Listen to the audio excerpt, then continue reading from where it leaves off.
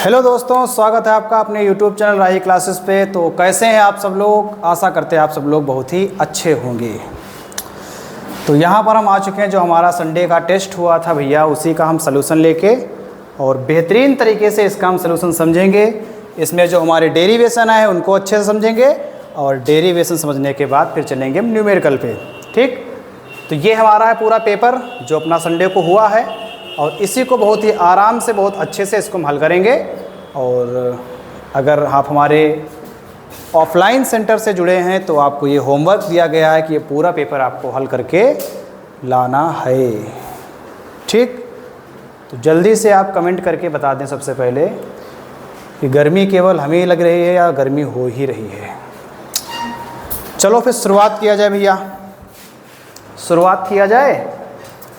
देखो, बिल्कुल आसान से क्वेश्चन है लेकिन इम्पॉर्टेंट बहुत है भैया।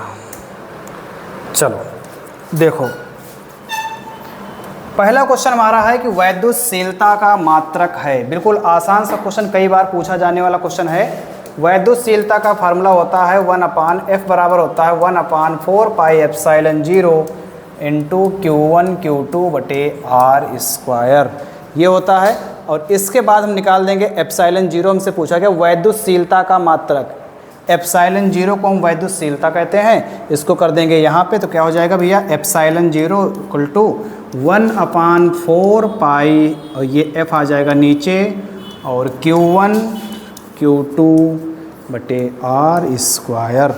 अब यहाँ से निकाल देंगे मात्रक अपना हम। यहाँ देखो 4π का तो कोई मात्रक होगा नहीं। ठीक, यहाँ हो जाएगा आवेश का मात्रक होता है कूलाम, और यहाँ पर कूलाम हमारे पास कितने हैं, 2 हो जाएंगे। तो क्या हो जाएगा भैया, कूलाम का स्क्वायर और डिवाइड में कितना आ जाएगा, F का कितना हो जाएगा, न्यूटन, और ये दूरी है इंटू मीटर स्क्वायर। तो मात्रक हमारा क्या हो जाएगा भैया, coulomb square into newton metre square. ठीक, ये वाला ऑप्शन हमारा जो है सही आंसर आ जाएगा। ठीक, पहला ऑप्शन हमारा सही हो जाएगा, कूलाम स्क्वायर इंटू अपान में न्यूटन इंटू मीटर स्क्वायर। इसके बाद चलते हैं दूसरे क्वेश्चन पे, और दूसरा क्वेश्चन हमारा दिया है किसी कुचालक माध्यम का प्रवृत्तांक हो सकता है। ठीक भैया, इसको ध्यान रखना कि कुचालक माध्यम का प्रवृत्तांक हमेशा 1 से ज़्यादा होता है। तो सारे ऑप्शन आपके जो है 1 से छोटे हैं, तो डी वाला आंसर आपका करेक्ट हो जाएगा भैया, डी वाला आंसर आपका करेक्ट हो जाएगा। इसके बाद चलते हैं वैद्युत क्षेत्र का मात्रक है। वैद्युत क्षेत्र का मात्रक है, वैद्युत क्षेत्र हमारा क्या होता है, E बराबर F/में Q0, एकांक परीक्षण आवेश पर लगने वाला बल वैद्युत क्षेत्र कहलाता है। F का होता है न्यूटन और इसका होता है न्यूटन बटे कूलाम, न्यूटन बटे कूलाम। तो क्या हो जाएगा इसका मात्रक भैया, न्यूटन बटे कूलाम हो जाएगा। सी ऑप्शन हमारा करेक्ट आंसर हो जाएगा। ठीक है, इसके बाद चलते हैं क्वेश्चन नंबर 4 पे। क्वेश्चन नंबर 4, वैद्युत क्षेत्र की तीव्रता का मात्रक। वैद्युत क्षेत्र और वैद्युत क्षेत्र की तीव्रता का मात्रक हमारा सेम रहता है, तो यहाँ पर भी हमारा आंसर आ जाएगा न्यूटन बटे कूलाम और न्यूटन बटे कूलाम, दोनों का आंसर हमारा सेम हो जाएगा। E बराबर F/Q से न्यूटन बटे कूलाम। ठीक है भैया, चलो इसके बाद चलते हैं क्वेश्चन नंबर 5 पे। इसके बाद चलते हैं भैया क्वेश्चन नंबर 5। क्वेश्चन नंबर 5, ठीक, क्वेश्चन नंबर 5 आपका दिया है कि वैद्युत क्षेत्र E में P आघूर्ण वाले द्विध्रुव पर लगने वाला बल ज्ञात करो। बल ज्ञात करो। टाउ बराबर क्या होता है, P गुणे E। ठीक, टाउ बराबर क्या होता है, P गुणे E। टाउ बराबर क्या होता है, पूरा फार्मूला इसका हो जाएगा टाउ बराबर PE साइन थीटा। अगर हमको साइन थीटा नहीं लगाना है, मैक्सिमम वैल्यू लेनी है, तो टाउ बराबर हो जाएगा P गुणे E और इसका सदिश रूप ये हो जाएगा, ठीक, वेक्टर P क्रॉस E। ठीक भैया, तो ये हमारे थे ऑप्शनल। इसके बाद हमारे आएंगे वन लाइनर, और वन लाइनर हमारे क्या होंगे, कूलाम का वैद्युत बल संबंधी नियम लिखिए। वैद्युत बल संबंधी नियम, ठीक, कूलाम का वैद्युत बल संबंधी नियम क्या है, 1/4πε0 इंटू Q1 Q2 बटे R स्क्वायर। ठीक, दो आवेशों के बीच जो दोनों आवेश होंगे वो बल के क्या हो जाएंगे, गुणनफल के समानुपाती होंगे और दूरी के वर्ग के क्या हो जाएंगे, व्युत्क्रमानुपाती हो जाएंगे। तो ये हमारा आ जाएगा इसका आंसर। और थ्योरी भी हमने इसकी लिखवाई, तो उसकी थ्योरी भी आप लिख सकते हैं अच्छे से। ठीक है, इसके बाद हम चलते हैं क्वेश्चन नंबर 7 पे। क्वेश्चन नंबर 7 लिखा है कि वैद्युत क्षेत्र की तीव्रता की परिभाषा, वैद्युत क्षेत्र की तीव्रता की परिभाषा E बराबर हमारा क्या होता है, F अपान में Q0, और इसका मात्रक भी लिखना है। तो परिभाषा देखो क्या होगा, Q0 यहाँ पे क्या है भैया, एकांक परीक्षण आवेश, और F हमारा क्या है, बल। एकांक परीक्षण आवेश पर लगने वाला बल वैद्युत क्षेत्र की तीव्रता कहलाता है। इसका मात्रक F का मात्रक क्या हो जाएगा, न्यूटन, और इसका मात्रक क्या हो जाएगा, कूलाम। तो न्यूटन बटे कूलाम हमारा आंसर हो जाएगा। क्या हो जाएगा भैया, न्यूटन बटे कूलाम। क्या हो जाएगा, न्यूटन बटे कूलाम। चलो आगे, आवेशों के मध्य लगने वाले वैद्युत बल की सहायता से वैद्युतशीलता का विमीय समीकरण लिखिए। ठीक, कोई दिक्कत नहीं भैया, आराम से लिख देंगे। वैद्युतशीलता का समीकरण मतलब एप्सिलॉन 0 की आपसे विमा पूछ रहे हैं भैया। क्या पूछ रहे हैं, एप्सिलॉन 0 की विमा निकालना है। ठीक, तो देखो भैया सूत्र हमारा क्या होता है, जल्दी से देख लो कि सूत्र हमारा क्या होता है, F बराबर 1/4 pi epsilon 0 into Q1 Q2 बटे R², ये होता है। ठीक, और यहाँ से अभी हमने जो है एप्सिलॉन 0 का मात्रक निकाला था, ठीक, वो क्या था, 1/4 पाई F इंटू Q1 Q2 अपान में कितना हो जाएगा, R²। यहाँ से हमारा मात्रक बहुत ही आसानी से निकल के आ जाएगा। मात्रक हमारा क्या निकलेगा, कूलाम का स्क्वायर, कूलाम का स्क्वायर बटे न्यूटन इंटू मीटर का स्क्वायर, ये मात्रक आ जाएगा हमारा भैया। ठीक, ये मात्रक आ जाएगा। अब कूलाम, यहाँ पर आवेश की वहाँ क्या होती है, 80, क्या होती है भैया, 80, और यहाँ पर लगा देंगे स्क्वायर, डिवाइड में क्या होगा, न्यूटन, न्यूटन का है मात्रक है बल का, और बल की विमा क्या होती है भैया, MLT-2, क्या होती है, MLT-2, और ये दूरी है, दूरी का मात्रक क्या होता है, L, क्या होता है भैया, L²। ठीक, अब इसको जो हम रख देंगे हमारा आंसर आ जाएगा भैया। ठीक है, इसको रख देंगे हमारा आंसर आ जाएगा।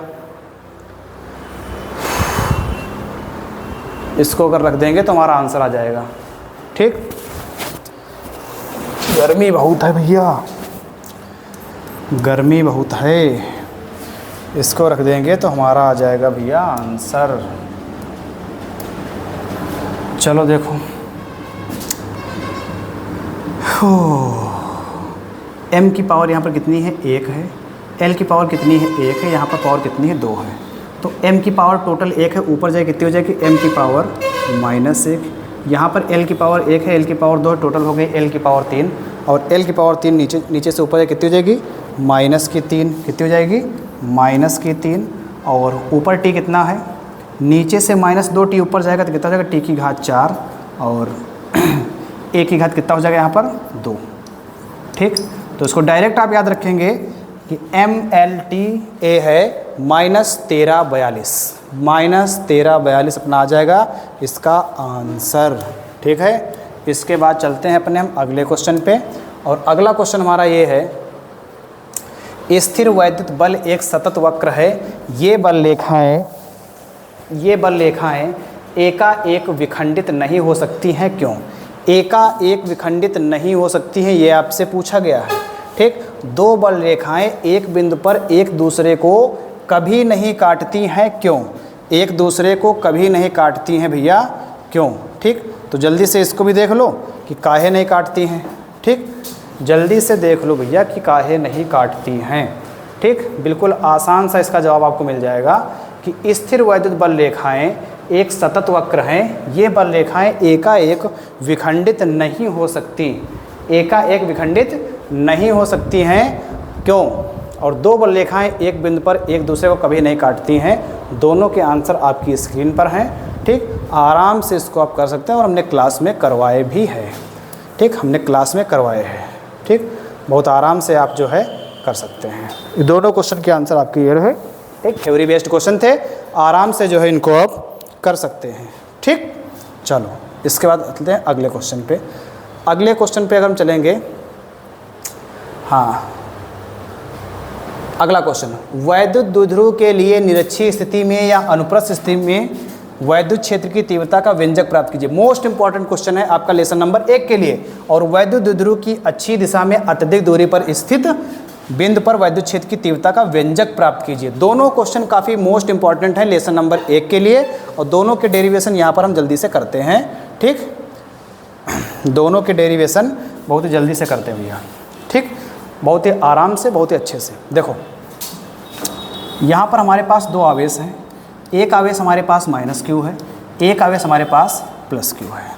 ठीक, और ये जो भैया दोनों आवेश हैं बहुत ही अल्पतम दूरी पर हैं, P से मान लो बहुत ही अल्पतम दूरी से, ये L है और ये L है, दोनों के बीच की कुल दूरी कितनी है 2L है। बहुत ही अल्पतम दूरी है, दोनों के बीच की दूरी कितनी है 2L है। ठीक, और यहाँ से मान लो इन्हीं के अक्ष पर हमको आगे की ओर एक पॉइंट E है, एक पॉइंट कैसा भैया E है, हमको E बिंदु पर क्या करना है, वैद्युत क्षेत्र की तीव्रता ज्ञात करनी है। E बिंदु पर क्या करना है, वैद्युत क्षेत्र की तीव्रता ज्ञात करनी है। ठीक, और यहाँ से मान लेंगे कि ये टोटल डिस्टेंस यहाँ से, ये टोटल डिस्टेंस जो है यहाँ तक, ठीक, ये जो टोटल डिस्टेंस है भैया ये अपनी कितनी है, ये टोटल डिस्टेंस अपनी कितनी है भैया, ये R है। कितनी है, ये R है। ठीक, ये टोटल डिस्टेंस अपनी कितनी है भैया, ये R है। और जो ये शेष बची यहाँ से यहाँ तक, ये वाली, ठीक, ये वाली डिस्टेंस, तो ये कितनी बचेगी अपनी, ये टोटल हमारे पास R है और ये कितनी है L है, तो ये हमारी बचेगी R - L बचेगी। कितनी बचेगी, R +q आवेश से E पॉइंट तक हमारे पास दूरी कितनी बचेगी, ये R - L बचेगी। अगर हम यहाँ से देखें -q से E तक की दूरी, -q से E तक की दूरी, देखो यहाँ से यहाँ तक तो ये L है और यहाँ से यहाँ तक ये कितनी है, ये कितनी है, R है। तो ये डिस्टेंस कितनी हो जाएगी भैया, ये वाली, तो ये L + R हो जाएगी। कितनी हो जाएगी, L + R या R + L, बात तुम्हारी एक ही है। ठीक, या तो आप L + R लिखें या R + L लिखें, बात अपनी दोनों एक ही है। ठीक है, बात दोनों अपनी एक ही है भैया। चलो ठीक है, बात दोनों अपनी एक ही हो गई। अब जब बात अपनी दोनों एक ही हो गई हैं, ठीक, तो जल्दी से लिखते हैं। अब अच्छा एक चीज़ दिशा देख लेते हैं, यहाँ पर इनकी हम दिशा भी देख लेते हैं भैया। देखो ये +q आवेश है तो इनकी दिशा बाहर की ओर होगी, और ये -q आवेश है तो इनकी दिशा अंदर की ओर होगी। ठीक, तो यहाँ पर इनका परिणामी E है। ठीक, यहाँ पर क्या है, E1 है और यहाँ पर क्या है, E2 है। दोनों की दिशा विपरीत हैं। ठीक, तो इनका परिणामी क्या हो जाएगा, घट जाएगा। क्या हो जाएगा, परिणामी घट जाएगा। यही जो हमने बनाया है इसको आराम से आप हिंदी में लिख सकते हैं। माना दो आवेश -q और +q हैं, उनके बीच की अल्पतम दूरी कितनी है, 2L है। एक P पॉइंट से E बिंदु पर जो दूरी है हमारी कितनी, R - L है, और -q आवेश से E बिंदु की दूरी जो है वो R + L है।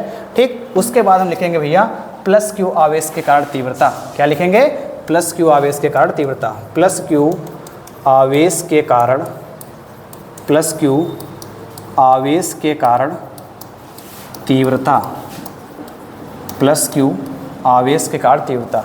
ठीक, तो क्या हो जाएगा भैया, E1 = 1/4πε0 × q/r²।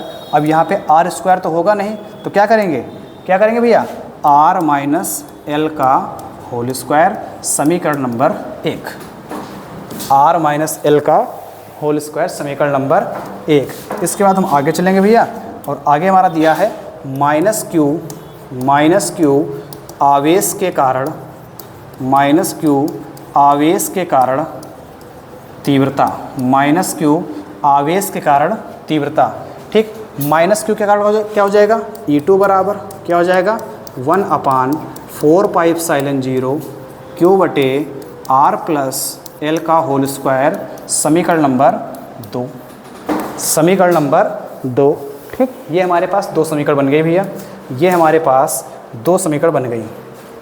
ठीक, अगर यहाँ से हम निकालें परिणामी तीव्रता, क्या निकालें भैया, परिणामी तीव्रता। अगर यहाँ से निकालें परिणामी तीव्रता, तो परिणामी तीव्रता, दोनों की दिशा हमारी विपरीत है।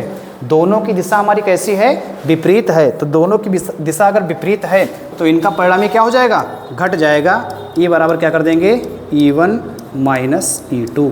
क्या कर देंगे, E1 - E2।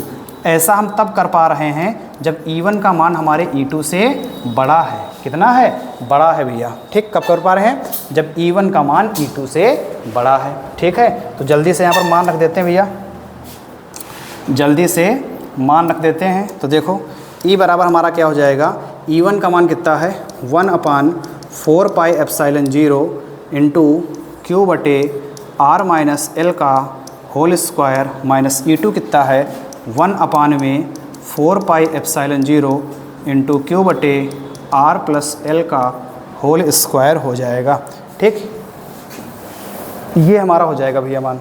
ठीक है, इसके बाद आगे चलते हैं।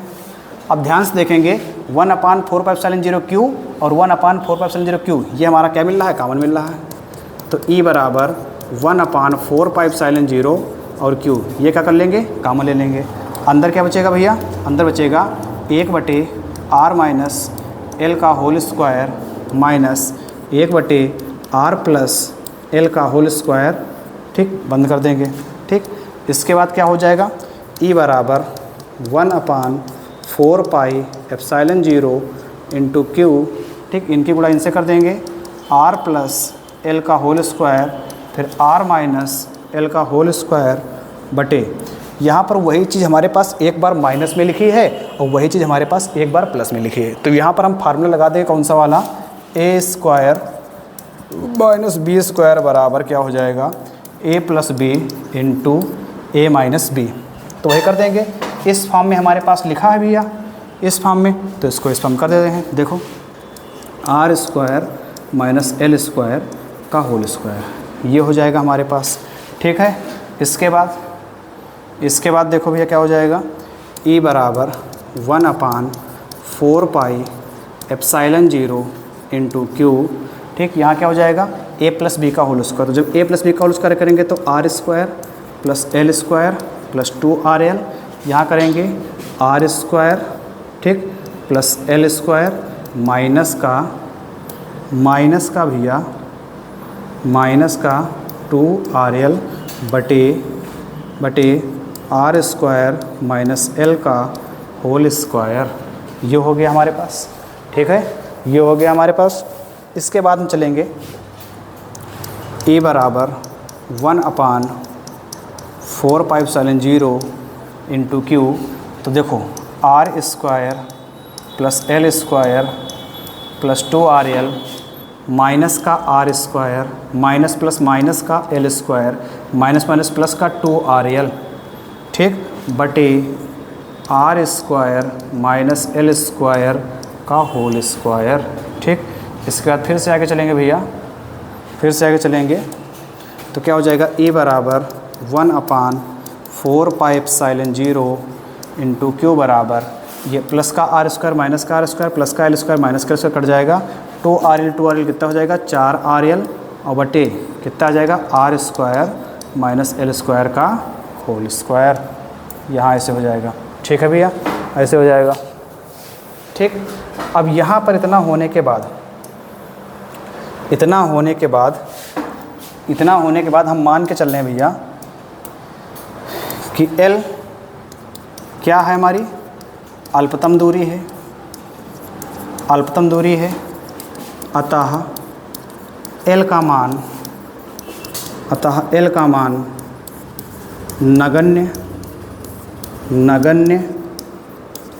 मानने, अतः L का मान नगण्य मानने पर, ठीक। तो देखो भैया E बराबर हमारे पास क्या हो जाएगा 1/4πε0 इंटू क्यू बटे 4RL बटे, यहाँ पर L अगर हम हटा देंगे तो ये घात 2 लगी, तो ये दो घात कितनी हो जाएगी, R की घात 4। कितनी हो जाएगी भैया, R की घात 4। तो यहाँ से देखो एक R कैंसिल, कितना बचा हमारे पास, E बराबर 1/4πε0 इंटू क्यू इंटू 4L बटे R की घात 3। ठीक, अगर थोड़ा सा हम और आगे बढ़ेंगे भैया, अगर हम और आगे बढ़ जाएंगे, यहाँ से थोड़ा सा और आगे बढ़ जाएंगे तो क्या हो जाएगा, E बराबर 1/4πε0 इंटू Q इंटू 4L को लिखेंगे 2L गुणे 2 बटे R क्यूब। ठीक, यहाँ पर हमारे पास क्या हो जाएगा भैया, देखो 2QL, जैसा कि हम जानते हैं कि हमारा P क्या होता है 2QL। P क्या होता है भैया 2QL। तो जहाँ पर 2QL है वहाँ पर क्या रख लेंगे, हम P रख लेंगे। क्या रख लेंगे भैया, P रख लेंगे। तो E बराबर हमारे पास क्या हो जाएगा, E बराबर हमारे पास क्या हो जाएगा 1/4 पाई एप्सिलॉन 0 इंटू Q, और ये क्या हो जाएगा P, सॉरी यहाँ पे Q नहीं होगा, ये तो हमारे पास कितना हो जाएगा, तो P हो जाएगा। कितना हो जाएगा, ये वाला पोर्शन हमारा क्या हो जाएगा, P हो जाएगा। ठीक, और ये 2, तो कितना हो जाएगा 2P बटे R क्यूब। यही हमारे पास क्या है, अच्छी स्थिति के लिए, काय के लिए भैया, अच्छी या अनुदैर्ध्य, अच्छी या अनुदैर्ध्य स्थिति के लिए हमारे पास ये व्यंजक है E बराबर 1/4 पाई एप्सिलॉन 0 2P बटे R क्यूब। अच्छी, या फिर ये चीज़ बहुत ध्यान समझ लेना भैया, अच्छी या अनुदैर्ध्य के लिए हमारे पास ये क्या है, व्यंजक है। मोस्ट इम्पॉर्टेंट है आपके चैप्टर नंबर 1 के लिए। ठीक, चैप्टर नंबर 1 के लिए। ठीक है, इसके बाद हम चलते हैं अपने अगले क्वेश्चन पे। ठीक, और आप जो है पूरा इसको आराम से काफ़ी अच्छे से देख सकते हैं। ठीक, यहाँ से स्टार्ट है अपना, यहाँ से ये अपना चित्र है भैया। ठीक, ये वाला है, जल्दी से आप इसका स्क्रीनशॉट ले लें, स्क्रीनशॉट ले लें भैया। और स्क्रीनशॉट लेने के बाद फिर ये है, इसका भी आप स्क्रीनशॉट ले लें, इसका भी स्क्रीनशॉट ले लें, और फिर उसके बाद ये है। ठीक, तो यहाँ पे हमारा क्या निकला है, डेरिवेशन निकला है भैया। ठीक, यहाँ पे निकला हमारा डेरिवेशन, क्या निकला है, डेरिवेशन, ये चीज़। ठीक, अगर थोड़ा बहुत अगर आपको कम समझ में आया हो तो एक बार जो है क्लास को पीछे कर लें और वीडियो को पीछे कर लें। ठीक, उसके बाद आप आराम से कर सकते हैं। इसके बावजूद अगर आपको बहुत कम समझ में आया है तो एक बार हमको कमेंट सेक्शन में बता दें। ठीक, आपका समस्या का समाधान तुरंत कर देंगे, दोबारा फिर से इसको हम करा देंगे। ठीक है, चलते हैं अपने अगले क्वेश्चन पे, और अभी देख लेते हैं ये कौन सा क्वेश्चन इसमें करा दिया है। ये अच्छी तथा, हाँ, अच्छी वाला करा दिया है, अच्छी वाला को करा दिया है। अभी ये निरच्छी वाला बाकी है, और निरच्छी के बाद एक क्वेश्चन हमारा 13 नंबर, उसके बाद हमारे क्या है, न्यूमेरिकल। एक निरच्छी वाली कंडीशन बाकी है और एक क्वेश्चन 13 नंबर बाकी है, उसके बाद हमारे हैं न्यूमेरिकल। थोड़ा सा भैया समय कम है, नमाज का टाइम अपना हो रहा है। ठीक, तो अब जाना है नमाज पढ़ने, और इसको हम पार्ट 2 में अपना पूरा पेपर इसको हम सॉल्व कर लेंगे। ठीक, तो पार्ट 1 में हम यहीं तक रखते हैं, और आप लोग केवल यहीं तक आप नोट्स बनाइएगा। न्यूमेरिकल अगर आते हैं आप कर लीजिए। ठीक, अगर नहीं आते हैं तो कोई दिक्कत नहीं, पार्ट 2 में जितने हमारे न्यूमेरिकल बचे हैं ये सारे के सारे न्यूमेरिकल हम करवा देंगे।